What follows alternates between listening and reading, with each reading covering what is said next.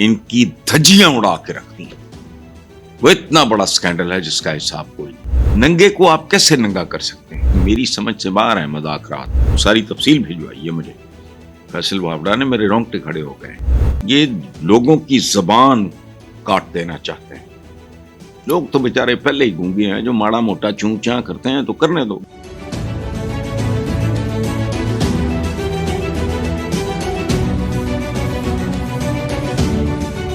अस्सलाम वालेकुम व्यूअर्स।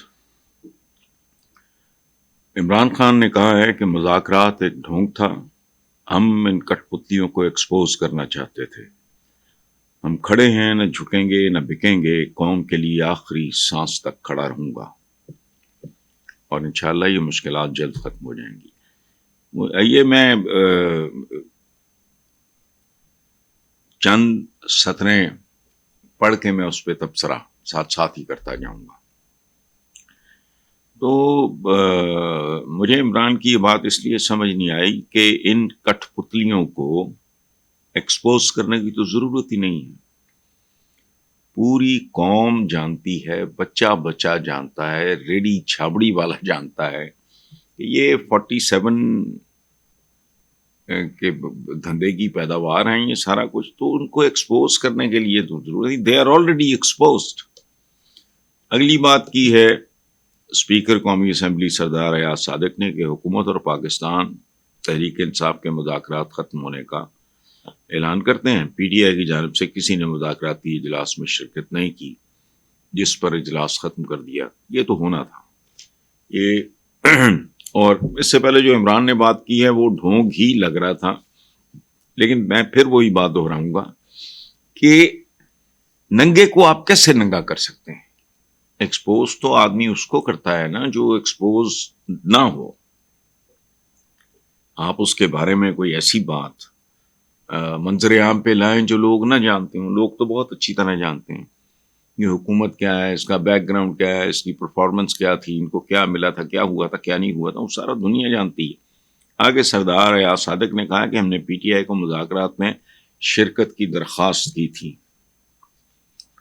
हमने इनसे राब्ता भी किया और 45 मिनट तक इंतजार भी किया, मगर वो नहीं आए।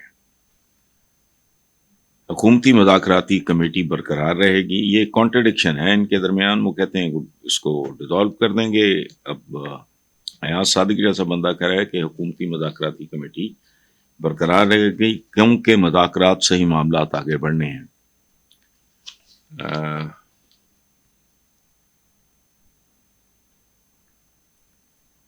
मुज़ाकरात की कोई कयूदो हदूद होती हैं, उसमें कोई जेन्युइन मुतालबात जो बुनियादी हैं उनके, वो तो आप पूरे करने की पोजीशन में नहीं है। इसलिए मेरी समझ से बाहर है मुज़ाकरात किस तरह के होंगे, कहाँ कंक्लूड होंगे। और इमरान तो उनको वैसे ही कंक्लूड कर चुका है।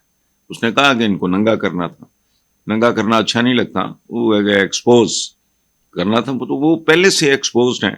इसलिए बहरहाल सरदार अयाज सादिक के लिए मैं दुआ ही कर सकता हूँ कि उनकी उम्मीदें भर आएँ और मामलात आगे बढ़ें। लेकिन मैं डे वन से ही इन सारे सिलसिले के बारे में दुआ गो था, लेकिन मुझे यकीन था कि ये सिरे नहीं चढ़ेंगे, चूँकि जो जायज़ तरीन एक दो बुनियादी मुतालबात हैं PTI के, उसके बाद तो फिर बाकी रही कुछ नहीं जाता। तो जाहिर है जब तक इनका बस चलेंगे ये इक़्तिदार से चिमटे रहेंगे। और मैं आपको एक बात बताऊं, ढूंढ के पढ़ें, चूंकि उसमें तफसील बहुत लंबी हो जाएगी। FBR के लिए खरीदी जाने वाली गाड़ियों के सिलसिले में फैसल वावड़ा ने इनकी धज्जियां उड़ा के रख दी। वो इतना बड़ा स्कैंडल है जिसका हिसाब कोई नहीं। उस पर थोड़ी तवज्जो दें। जो फैसल वावड़ा ने कहा है उसको सुनें, और उसने क्या कहा है और कहाँ कहा है, रोंगटे खड़े हो जाएंगे। यानी इन हालात में भी कमाल की बात यह है, मुल्क गर्दन तक कर्जे में धंसा हुआ है।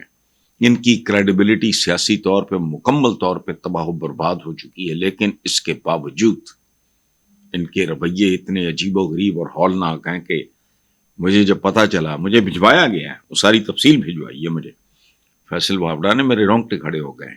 लेकिन वो इतनी लंबी तफसील है, उसका मैं समरी बना के अपने प्रोग्राम में या इसी प्रोग्राम में मैं शायद कल को पेश कर सकूं। قومی اسمبلی کے بعد سینٹ نے بھی پیکا ایکٹ ترمیمی بل منظور کر لیا ہے. یہ سننے والی بات ہے, سب ذرا غور سے سنیں. ایکٹ کی منظوری کے دوران اپوزیشن نے بل کی مخالفت کی اور احتجاج کیا, جبکہ صحافیوں نے سینٹ اجلاس کی کارروائی کے دوران واک آؤٹ کیا. یہ لوگوں کی زبان کاٹ دینا چاہتے ہیں. لوگ تو بیچارے پہلے ہی گونگے ہیں, جو ماڑا موٹا چوں چاں کرتے ہیں تو کرنے دو. بہرحال دوسری بات جو بہت دلچسپ ہے کہ عمران خان دور میں بھی پیکا ایکٹ میں ترمیم لائی گئی تھی اور ایک آرڈیننس لایا گیا تھا جس میں نون لیگ نے شدید احتجاج کیا تھا. اسے کالا قانون کہتی رہی. اب وہی ساری کالک انہوں نے اپنے منہ پہ مل لی ہے, اور جب حکومت میں یہ لوگ آئے تو انہوں نے اس سے بھی سخت بل پاس کر لیا. آج سے 4 سال پہلے نومبر 2021 میں قومی اسمبلی کے فلور پہ کہا تھا کہ میڈیا کے بارے میں زبان بندی ہے, صحافی بات کرے تو زبان بندی ہے. ہم اظہار رائے پہ پابندی کی سخت مذمت کرتے ہیں. اس کالے قانون یعنی پیکا جو ہے ترمیمی ایکٹ, اس کو واپس لیا جائے. اب آتے ہیں آخر پہ, جو آخری راؤنڈ ہے, آخری شاید چہرہ ہے. وزیر اعلیٰ پنجاب مریم نواز نے 17 نومبر 2021 میں کہا تھا کہ جو بخشش سے اقتدار میں آتے ہیں وہ قانون سازی عوامی مفاد میں نہیں کرتے. جملہ ٹھیک ہے لیکن یہ اپنے پہ زیادہ فٹ بیٹھتا ہے. والد محترم کیسے تشریف لائے, خدا کا خوف کرو یار. بہرحال جب آپ میڈیا کا گلا گھونٹتے ہیں تو آپ پاکستان کا گلا گھونٹتے ہیں. ایسے ہتھ کنڈے تو حکومت استعمال کرتی ہے جو کسی بھی شعبے میں اپنی کارکردگی نہ دکھا سکی ہو. اب یہ سارا جو کچھ میں نے کانٹرڈکشنز ہیں, اس میں بہت سارے تعدادات ہیں, ان پہ میں ایک محاورہ کہہ لیں, کچھ بھی کہہ لیں اس کو, Natha Singh and Prem Singh one and the same thing. Pakistan کا پالیٹیشین بنیادی طور پہ ایول ہے. Natha Singh and Prem Singh one and the same thing.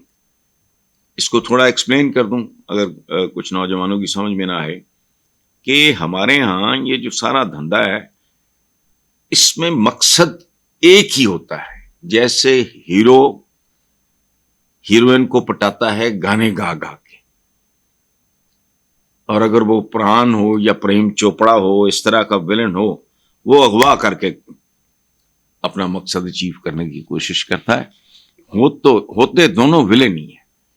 ایک ذرا ہیرو کے سٹائل میں کرتا ہے, اس نے بھی لڑکی کو ہی پٹھانا ہوتا ہے نا, تو دوسرا جڑا ویلن ہوتا ہے وہ بھی مقصد ایک کوئی ہوتا ہے. سو ایک نتھا سنگھ ہوتا ہے, ایک پریم سنگھ ہوتا ہے, لیکن یہ سیم ہی ہوتے ہیں. اگلی بات, امریکی حکام نے پاکستان کے لیے امدادی رقوم بند کرنے کی تصدیق کر دی, جس کے بعد متعدد اہم منصوبے معطل ہو گئے ہیں. دنیا کی کئی دیگر ممالک کی طرح پاکستان بھی اس فیصلے سے متاثر ہوا ہے. جو کھاتے پیتے ہوں گے یا ذرا بہتر ہوں گے وہ تو اس طرح متاثر نہیں ہوں گے. ہمارے تو پہلے ہی پلے کھ نہیں ہے. امریکہ کی جانب سے امداد بند کیے جانے کے نتیجے میں توانائی اور زراعت, ذرا غور کریں, فیصلہ کن شعبے ہیں یہ. توانائی, انرجی اور ایگریکلچر, یہ شعبے میں 5 بڑے منصوبے رک گئے ہیں. اس کے علاوہ تعلیم, صحت, اقتصادی ترقی سے متعلق 4 منصوبے بھی متاثر ہوئے ہیں. اس میں ایک بات یاد رکھیں, فرق اس لیے نہیں پڑے گا کہ پہلے بھی اس میں کھانچا بہت تھا. عوام تک جاتے تو 5-10%, 15%, 20%, 25%, نو, اس سے آگے نہیں. تو عوام کو تو پہلے بھی ان منصوبوں کا کوئی فائدہ نہ تھا. اچھا ہوا ان کی لوٹ مار بند ہو گئی. ذرائع کا کہنا ہے کہ پاکستان کو دی جانے والی امداد کو سر نو جائزے تک روک دیا گیا ہے. البتہ یہ واضح نہیں کہ جائزے کے بعد یہ تمام پروگرام جن پہ لاکھوں ڈالر صرف کیے جا رہے ہیں پھر سے جاری رہ پائیں گے یا نہیں. Let's hope for the best. لیکن اگین عوام کی قسمت میں کچھ نہیں ہے. کوئی امداد آئے, قرضہ آئے, یہ کچھ لوگوں کی جائیدادیں اور اولادیں, یہ ان کی پرورش کے لیے ہوتا ہے. پاکستان میں پاکستانی عوام کا حصہ اتنا بھی نہیں ہے جتنا میں کہا کرتا ہوں کہ ایک خاندانی آدمی اگر پالتو جانور رکھتا ہے, جتنی ان کی حفاظت یا دیکھ بھال کرتا ہے، عوام کو وہ بھی نصیب نہیں ہے. Thank you very much.